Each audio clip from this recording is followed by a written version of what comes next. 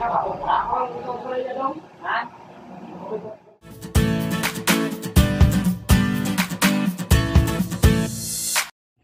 day guys, for today's video update sa ating Honda Click 125 Fi sa ating crankshaft kung saan magpapamasin shop na tayo sa ating connecting rod. So kailangan i-pull out muna natin ang kanyang connecting rod guys. Siyempre para masilip na rin natin ang sitwasyon ng kanyang pin at saka stick bearing. So kailangan muna nating paghiwalayin ang ating dalawang counterweight. So yan guys, tatanggal ang kanyang kabilang counterweight at masisilip natin ang sitwasyon ng kanyang conrod. So ito na guys. Yun no. Ang laking gas-gas, kayod, butlig-butlig. Yan ang dahilan kung bakit nagkaroon ng tunog helicopter ang ating makina. So, kapag yung connecting rod ay mayroong ganyang sitwasyon, matik na guys. Gastos malala talaga. Lalo na sa mga Honda 125 na Fi. Kapag overhaul tayo ng Inmax, no? Ganito din ang problema ng kanyang connecting rod. Yung Inmax na i-overhaul natin at saka yung Click is halos magkapareha lang po ang tunog ng kanilang makina. Connecting rod din ang salarin sa Inmax na i-overhaul natin. Ngayon naman sa Honda Click guys, klarong-klaro, connecting rod din ang salarin kung bakit nagkaroon ng ganyang problema ang kanyang makina. So walang takas si busing guys, gastos malala talaga. Check din natin ang kanyang stick bearing. So yun, medyo may alog na rin ito guys, no? Malaki na rin ang mga play ng kanyang stick bearing. So ito naman ang mga side bearing natin. Itong bearing nito ay nakapabor sa panggilid natin o sa left side na bahagi. So ang kanyang digit po ng number is mga nasa 7 guys, no? Ibig sabihin, special bearing po ito at pwede natin mabilin sa Honda. So ito naman ang kanyang right side bearing na nakapabor sa magneto. May 7 digit din na number ang kanyang bearing guys. Special bearing din ito. At pwede natin mabili din sa Honda. Next naman natin silipin ay ang kanyang crank pin, no? Kung saan push pa ni busing sa ating isang counterweight. So kapag mabunot na yan guys, makikita natin ang kanyang sitwasyon kung mayroon bang gas-gas o wala. So ito na. Kung napagmasdan nyo guys na medyo makintab pa.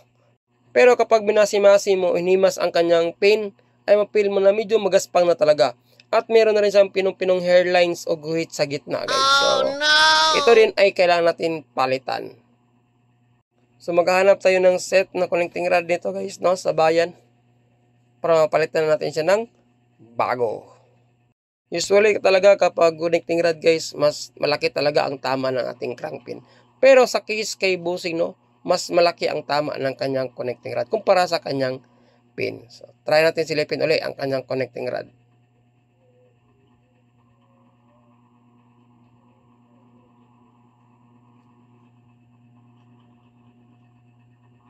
So, ito na guys, ang kanyang connecting rod. Yun, no? Mapaibaba at saka mapailalim, no, na posisyon ng kanyang connecting rod. May tama na talaga siya. So, maghanap tayo ng set na connecting rod. So, ito na nga, nakabili na tayo ng set na connecting rod. Yan po ay Makuto ang brand. So, check din natin ang kanyang laman ng kanyang connecting rod set. So, dyan ang inclusion ay isang pin. So, ganyan po ang itsura ng kanyang pin kapag hindi pa masyadong gamit na gamit. O brand new pa o fresh na fresh. Kumpara sa kanyang naunang pin na marami ng mga pinong hairlines o gas-gas. Dala na rin sa ikot ng stick bearing. Pati connecting rod, sobrang gamit na rin. So, syempre, check din natin ang ating bagong connecting rod at saka stick bearing, guys. Para makita nyo rin ang itsura niya, no? Bago natin siya ikabit. So, unahin natin itong kanyang connecting rod.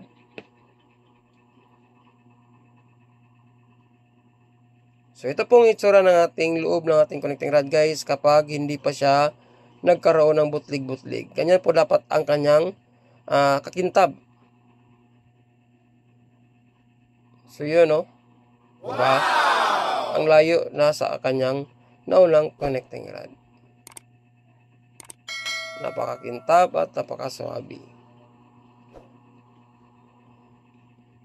So Lods, Idol Pops, ano bang dahilan kung bakit nagkaroon ng ganyang senaryo? Maraming mga dahilan guys. Pero unang-una is yung sobrang gamit na gamit ang ating motor. Pangalawa is umabot na sa kanyang lifespan. Ang pangatlo is napabayaan sa langis. Kasi po yung langis kapag maliit na lang ang level ng langis natin makina, maaaring hindi na makapenetrate sa ating crankpin, stick bearing. Kaya yun ang nangyayari, nagkaroon siya ng metal to metal contact at ang unang nasisira ay ang ating connecting rod mismo. So, kailangan guys, alaga tayo sa oil kahit na ang ating motor ay gamit na gamit. Pero kapag umabot ang talaga sa panahon is wala tayong magawa dyan. O tinatawag nating lifespan na talaga sa kanyang connecting rod. So ito namang side bearing natin guys ay nabili din natin sa Honda. Yan po ay Genoa. So kailangan natin ipakabit ito kay bossing para makita natin at makumpara natin ang tunog ng ating connecting rod o crankshaft kapag bagong palit. So yun ay kabit ng ating bagong crank pin guys. So kailangan mo na dapat nakasintro yung crank pin paglagay ng ating counterweight. So dapat hindi yan tumagilid, no? Kasi kapag tumagilid yan, maaaring tatabingi ang ating crankpin pagpasok sa ating crankshaft. Kaya kailangan mo natin kaunting paluin para magkaroon na niyang sentro ang ating crankpin. Yun. So kapag nasentro na siya, pwede na siyang isalang sa ating pressure at dandahang i-press pababa para magkaroon ng level sa surface ng ating crankshaft. Kapag ganoon na, is pwede nang ilagay ni bossing yung ating stick bearing at saka bagong connecting rod natin. Para maisampa na natin ang ating kaliwang bahagi ng ating crankshaft.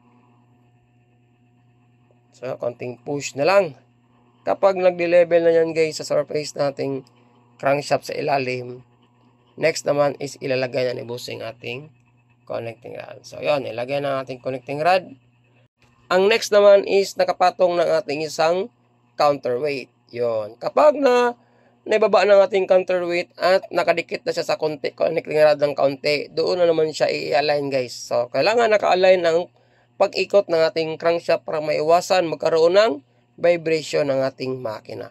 So, itong pressure ni bossing guys ay mano-mano lang, no? At hindi siya gumagamit ng dial o anumang klaseng device para makuha ang kanyang alignment. So, sa profession ni bossing, medyo matagal na rin siyang gumagawa ng mga ganyang paraan na pasimpleng technique lang.